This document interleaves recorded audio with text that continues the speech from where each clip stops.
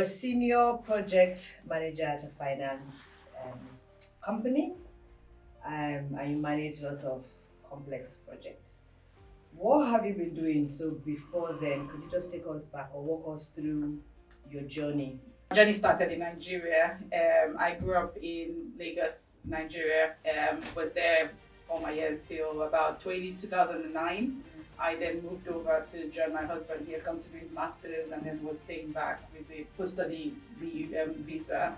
So he stayed back, so I came over to join him. Then I was working as a business analyst with UBA. I'd also worked in Standard Chartered as well, and then came over to the UK. And so the first job I actually had was in Edinburgh, and that's what moved us to Edinburgh, because I got the job. I used to do the commute from Glasgow to Edinburgh, and then it was such a toil, and then my husband decided, okay, like, let's move, and then he would do the commute to Glasgow till he then secured a job in Edinburgh. So he was at the Scottish Parliament. I had the finance admin role there, and I did that for a bit over a year.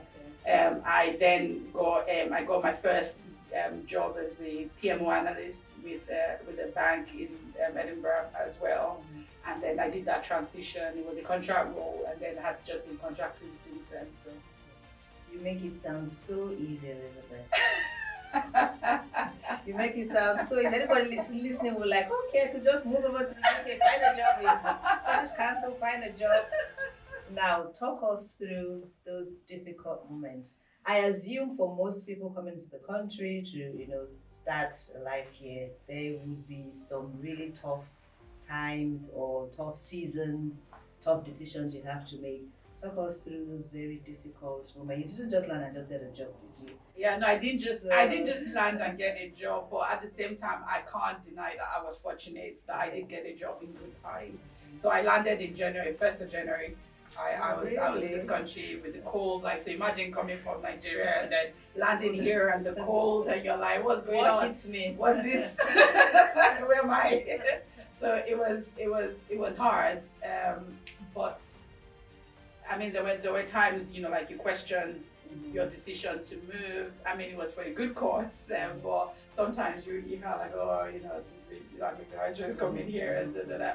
But and obviously applying for the interview and applying for roles and all that, and you get the typical, unfortunately, you haven't got UK experience, and you're going, well, if you don't give me the job, how on earth am I supposed to get this elusive UK experience? How will I get it if you don't give me a job?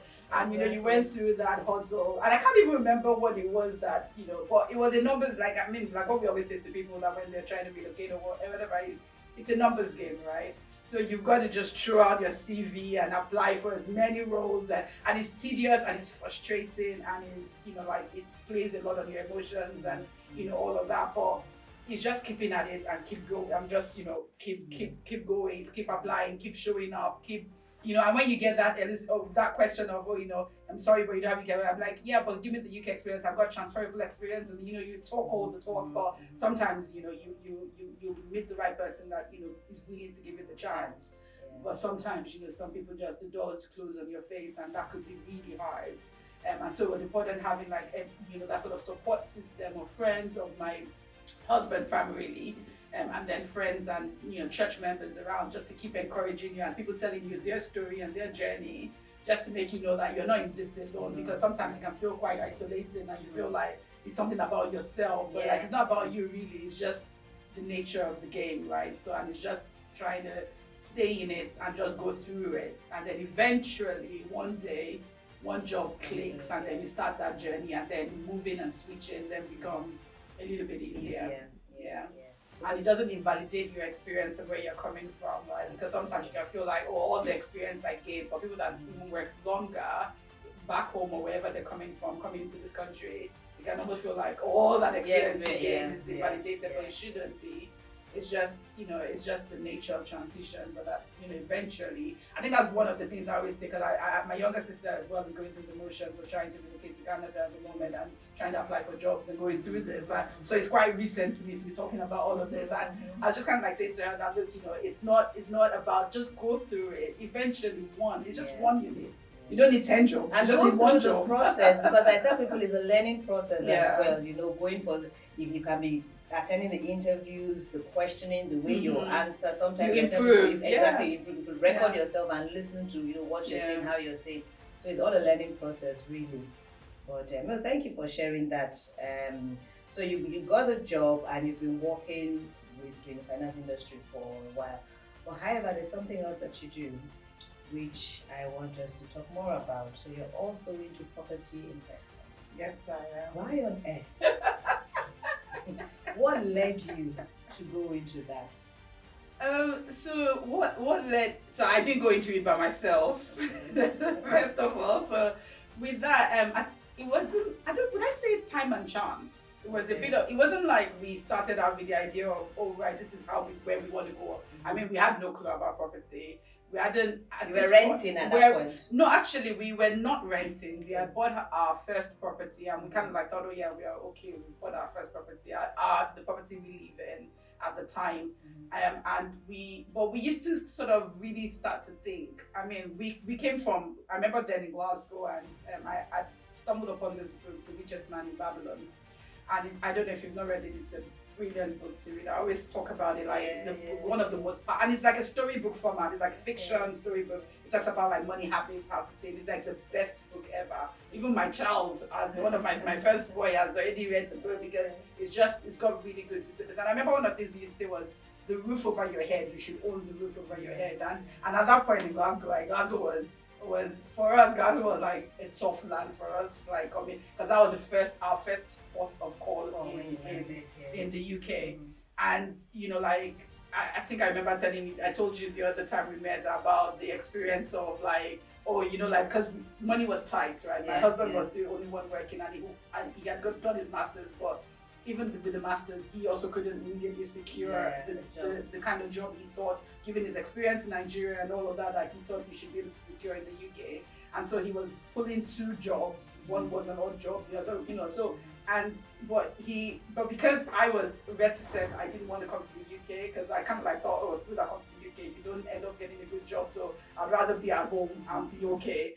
And so when I came, he was adamant that I wasn't going to do any job other than the kind of job I wanted, the corporate job I wanted to do. So he pulled the stops, and I remember, every month money was tight, and all we had was like a very strict set budget for certain things. And at this point, we're talking like 16 years to 17 years ago, £20 was all I had for like African grocery food shopping, because you still had to eat food from home, right?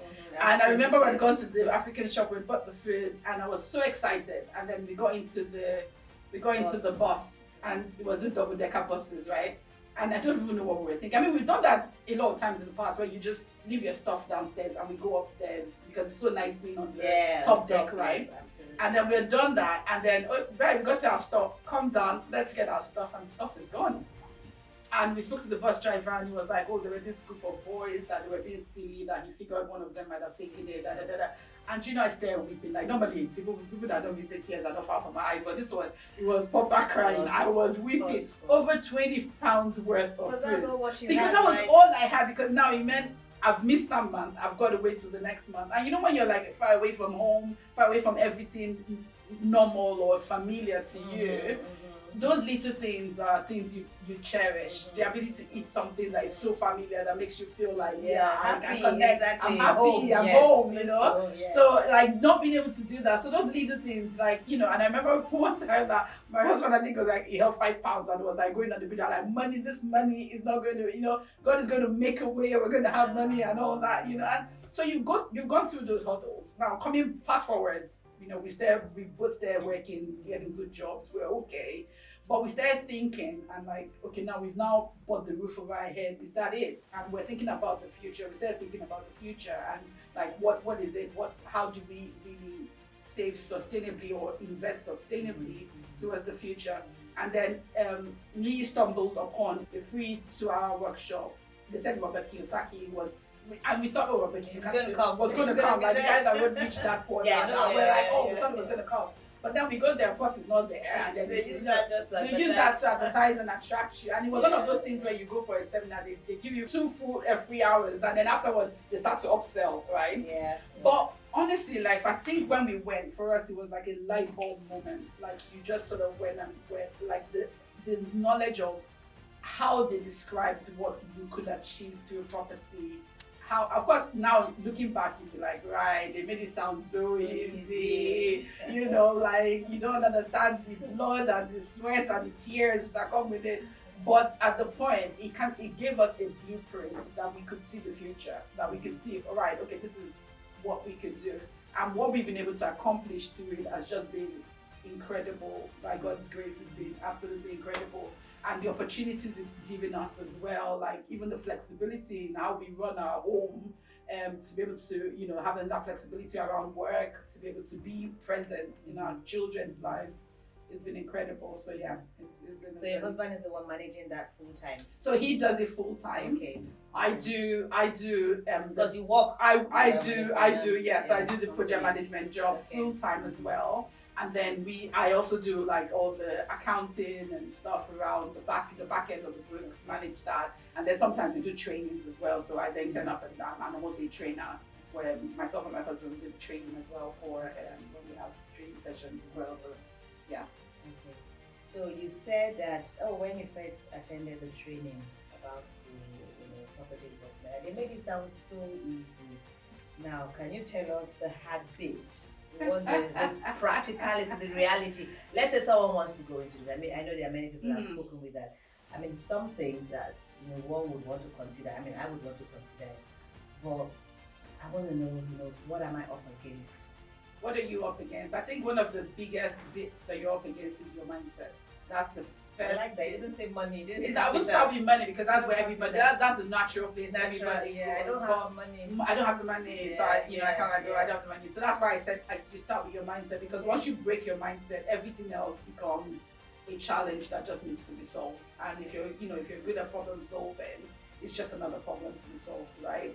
So once you start with your mindset to figure out what are your money habits, how do you see money, what's the, how do you think about money, how do you think about people, all the kind of stuff, because property is really about people.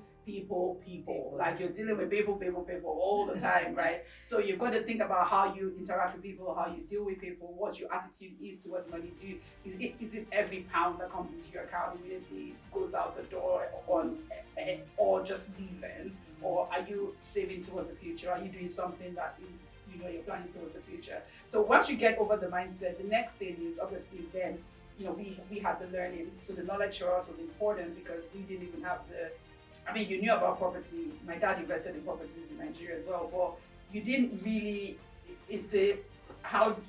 really then say the technicality. Yeah. How do you buy a property in the UK? Like we have bought a residential property, but then some people would also think, it's not just buy a residential, like the same way you buy it, but sometimes it's different. There are slight nuances to how you think about an investment property to how you buy a residential property, a typical residential property that you're going to live in.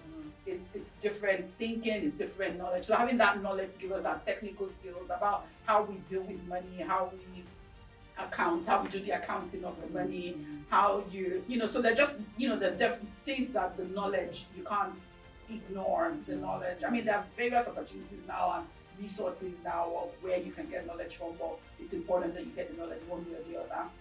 And then things like money, then there are ways around it, but that's where having that knowledge teaches you how to go about accessing finance, accessing resources, so money doesn't then become a blocker for you going into it.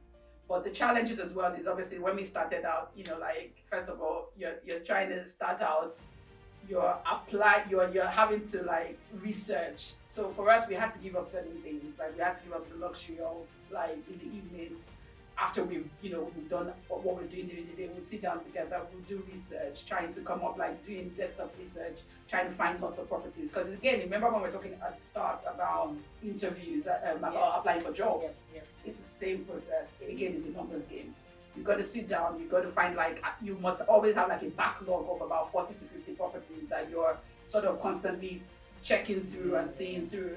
And properties move in some areas, properties move quite quickly, so you also need to be fast in terms of trying to research, go around, look for things, accessing resources. So yeah, so it's putting in the hard work there is a lot of hard work and there's a lot of frivolities you got to give up. I think my husband gave up his BMW. You know, there are things you've got to give up to say, right, okay, we can't afford this. If we're going to do this, it means this bit must go to allow us build, and then we can then move on forward. So it's, you know, like being able to sit down, go through your finance again. What can you know, what are the nice to have in your finance, that all the luxury items in your budget and your monthly budget that would need to take a back seat while you're trying to build something more sustainable for the future. Okay.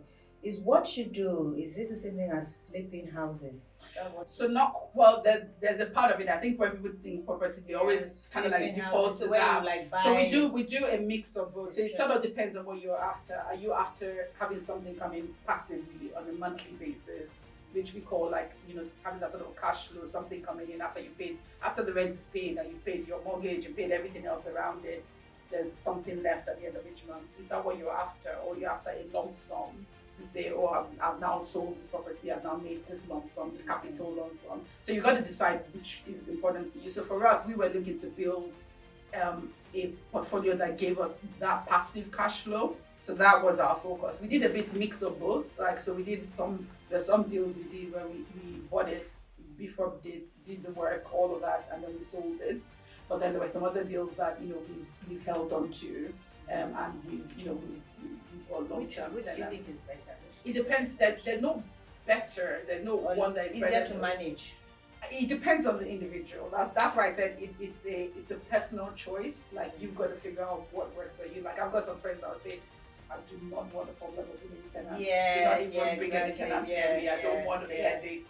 So for people like that, you need to think about other ways to invest in property. Do you find somebody that is actually investing in property and you put down capital and support their business and you get an annual return? Do you do something like, you know, getting a property that you buy and sell and you flip it? Capital, you need to think about the tax implications, because right now, obviously, the government is squeezing out the margins around what you can make with things like that as well. So it's then for the individual to really think about what works for you. For us, like I said, for us, it works for us to have a portfolio. But for some other people, that would stress them out. So it's a personal choice in that sense. No, thank you for clearing that, because I just thought, like, you're right, you know, the flipping, everyone is talking about it, flipping homes. Yeah, and flipping is not as, I mean, it is great if you get the right one and everything works and your numbers bang on. It's not as easy or straightforward. It's not as easy. I mean, there's some flips that we've done that we lost money, or we just about broke even. So it's not it's just like anything in it's not, you know, like you do 5 deals, one works, one doesn't work, you know. So it's not like, oh, so if you're just banking your entire life on flipping one deal and you think that's going to be your cash cow, like, it might not work that way, because property is a funny business. So right? so I'm happy you said it's a funny business. What are the factors to consider? I would assume location would be one. Yeah, definitely. Okay. Yeah. And then what else do you consider? So you look at location. So now, when we started out, like, we looked for properties that were cheap and affordable, like really cheap, that we could afford to buy. Because again, like, that's why I said the difference between buying a property you're going to live in is very different to buying a property you're going to invest in. Now, the typical person will probably want to say, oh, I live in, you know, my standard or my taste is this kind of house, and then so when I'm looking for an investment property, I want to buy. But no, you're not the one that's going to live in it. If you're buying it to keep and whatever, you're not going to live in it. So you can't buy a property with that same mindset. Yeah. However, if you want to buy a property to flip, you've also then you've got to think about, okay, right, what property would I buy that typically a typical first-time land buyer or somebody looking to invest in properties or whatever would easily come, look like it, and buy it off me immediately. So you also don't want to go, like, one of the first areas we went into was a typical buy and hold type area, like you buy to let, that was that kind of area. So if you're going to go and flip in that kind of area, chances are you won't get the kind of margins that you're looking for that would make it worth your while. So you've got to think about the location, or the location has to be right in terms of it's a kind of area where properties get recycled a little bit faster than where most people are just there renting. So it's an area that's just full of renters, full of whatever. Yeah, an investor can come and buy it off you, but the margins just might not be as great. So you probably want it to be safer for you to go to an area where there's more movements in property prices. Let's say somebody wants to, hearing you, what you've explained sounds very interesting, sounds doable. what would be the least amount of money to start this sort of a thing? Let's say, so I don't have money, I'm maybe 500, 1,000. Realistically, what would be the least amount of money for you to start this, to enter such an investment? I don't know. Actually trying to think like, can I come up with a magic number and Okay, say this is range, the number? not a number. So I don't know. Range. So like 5,000, 10,000. yeah, so That. I was trying to think through. I was trying to go back. I was just racking my head to go back to one of like the very first projects we did. We bought this property. I think we bought it for 50,000. It was a property that needed work to be done. So it wasn't at the. When we say below market value, we're not saying below market value because we're trying to get people's properties cheap. No, it's the fact that for whatever reason, it's like any asset. Yeah, if you don't take care of it, the asset depreciates in value. So even property that isn't supposed to be, should be appreciating in value. It's not like a car that depreciates in value. Property prices property should ideally appreciate in value. Yeah. But it's just like any other asset. If you don't look after it for whatever reason, it could depreciate. I mean, I watch homes under the hammer. Yeah, exactly. So you see, yeah. and sometimes life happens. Maybe people go into care home, or or you just get exhausted with daily living, and things just get out of hand, or maybe some mental or psychological or health issues, different reasons, right? Or properties fall into disputes, over inheritance or whatever. For lots of various reasons, the property can go below the value that it should ideally be. And so those are the kind of properties that we try to target, where there is value that we can add to it. Because if you buy a property that is already like in good condition or whatever, there's only so much value that you can add to it. But because we're doing it as an investment, and that's why I say there's a difference between investing and buying just typically to hold, right? So we try to invest, which means you need to try and make some sort of margin for it to work. Because remember, we're borrowing money, we're loaning, you're borrowing money, we're raising capital, we're raising funds, we're doing all of that. There's interest to be paid, there's margins to be, so the margins have to work in a way to make it worth the while. So yeah, so you buy a property. So I mean, that first one, like I was saying, was 50,000.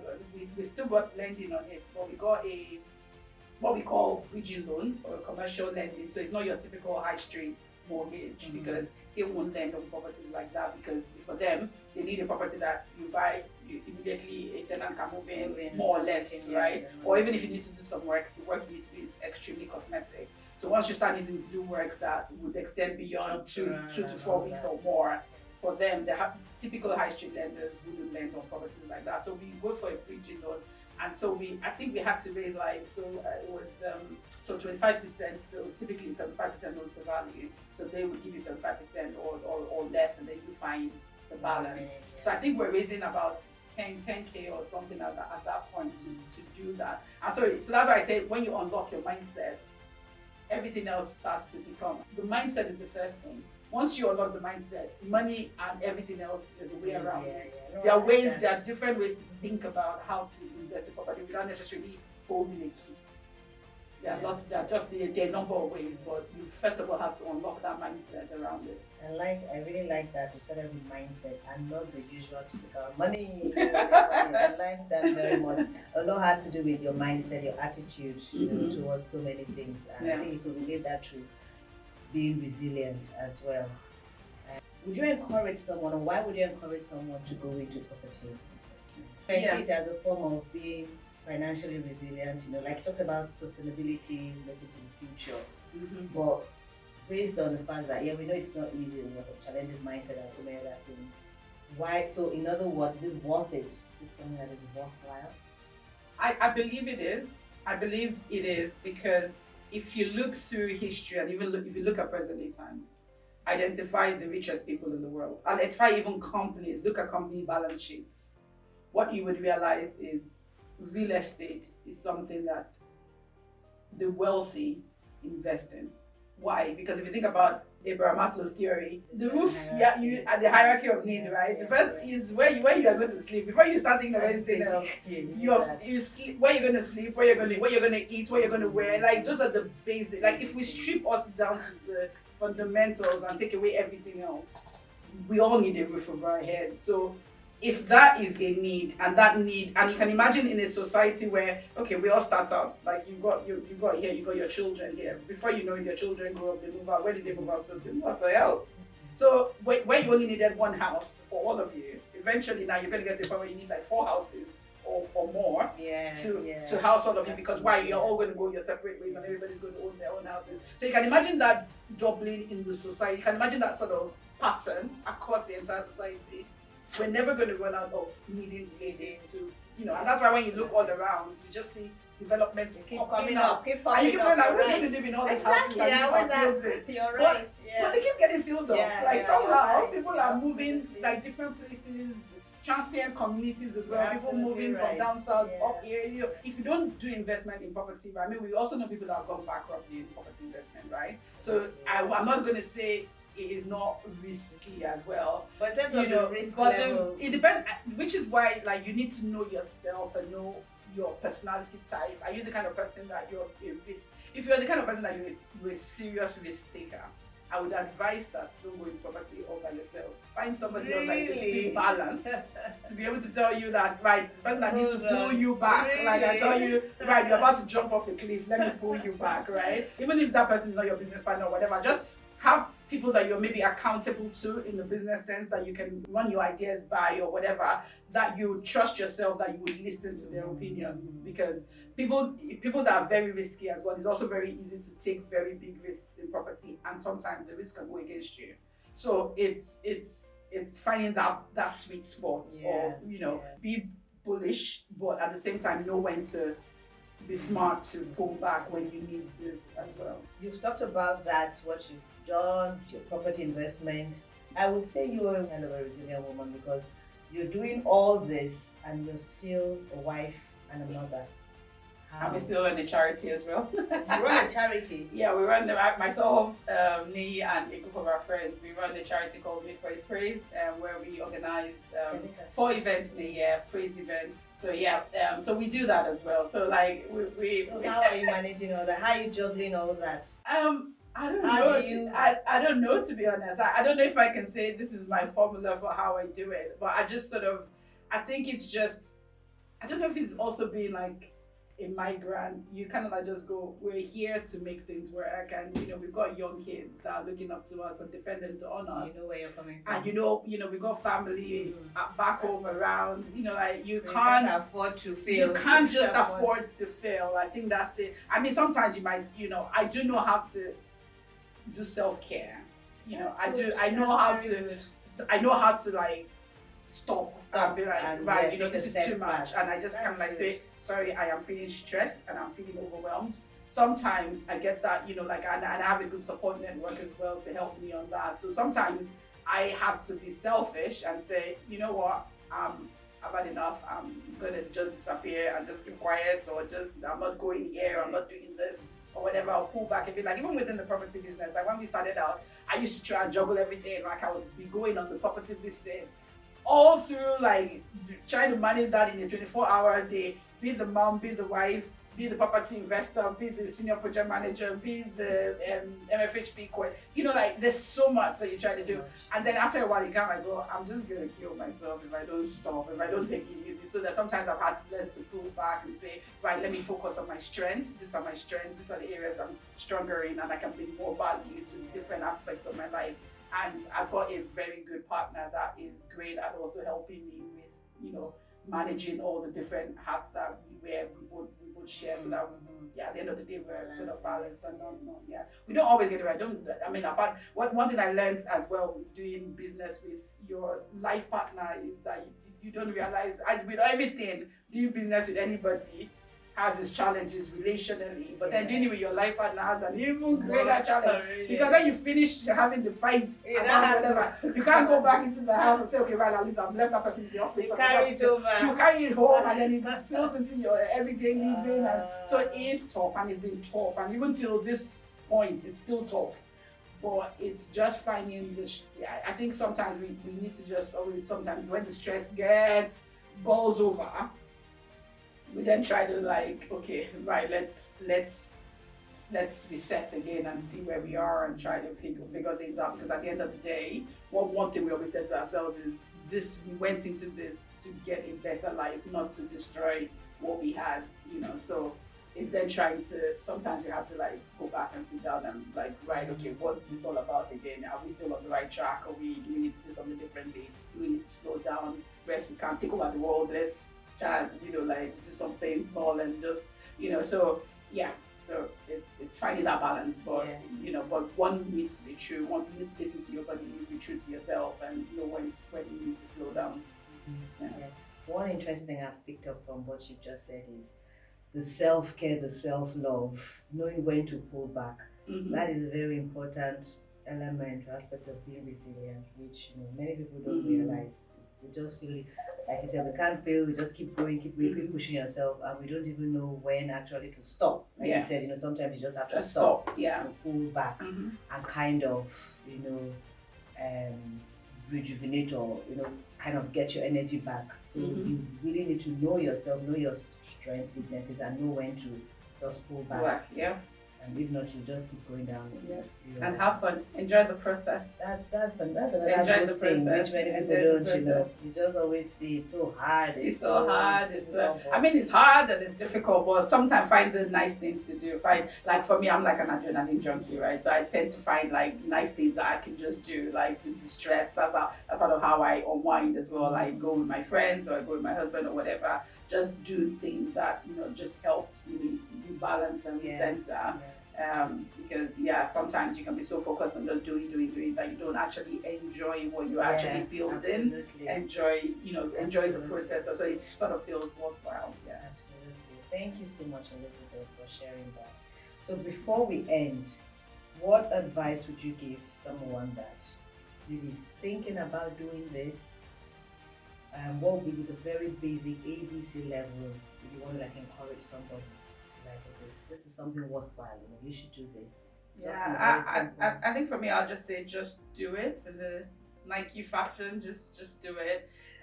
Make the decision, because I think that's the first thing. You've got to make a decision that you want to do this, and this is the reason why you want to do it.